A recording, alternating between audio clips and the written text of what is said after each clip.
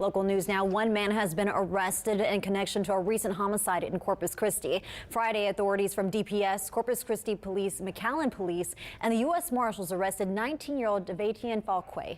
Falkquay had an outstanding warrant in connection to a homicide which occurred earlier this last week on Brett Street near Tiger Lane. He was found at a home in McAllen and was taken into custody without incident.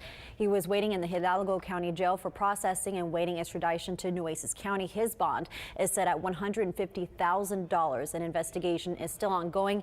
Anyone with information related to the homicide is asked to call Corpus Christi Police. That number 886-2600. And with the race for the